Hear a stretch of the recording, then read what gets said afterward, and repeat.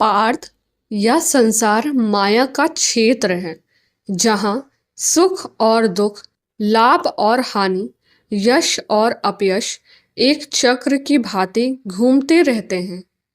वित्तीय संकट भी इसी चक्र का एक हिस्सा है, परंतु स्मरण रखो, जो व्यक्ति मन और बुद्धि को संतुलित रखता है वही सच्चे अर्थों में विजयी होता है।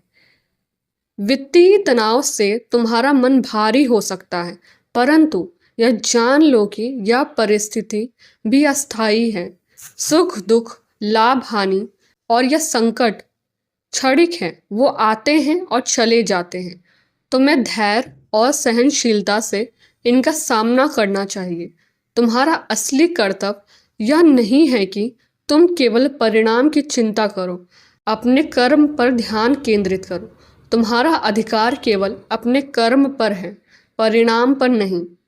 जब स्थिति कठिन हो तब भी अपना धर्म और कर्म का पालन करते रहो। जो कार्य तुम्हारे नियंत्रण में है उसे पूरे मनोयोग से करो। ध्यान रहे, धन केवल एक साधन है, यह तुम्हारा उद्देश्य नहीं।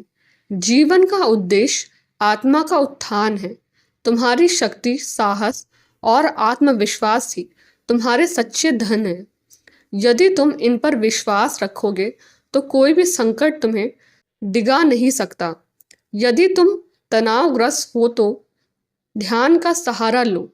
ध्यान तुम्हारे चित्त को शांत करेगा और तुम्हें नवीन ऊर्जा देगा। एक शांत मन ही समाधान खोज सकता है और संगत का भी प्रभाव होता है। ऐसे लोगों का साथ करो जो तुम्हें प्रेरित करें, तुम्हारे साहस को बढ़ाएं। नकारात्मकता से दूर रहो। यह संसार कर्म क्षेत्र है और तुम्हें पुरुषार्थ का मार्ग अपनाना होगा। यदि तुम्हें ऐसे प्रतीत हो कि कोई मार्ग नहीं है तो ईश्वर का स्मरण करो। जो व्यक्ति मुझे पूर्ण विश्वास और भक्ति के साथ स्मरण करता है उसका योग संपत्ति प्राप्ति और क्षेम संपत्ति की रक्षा मैं स्वयं करता हूँ।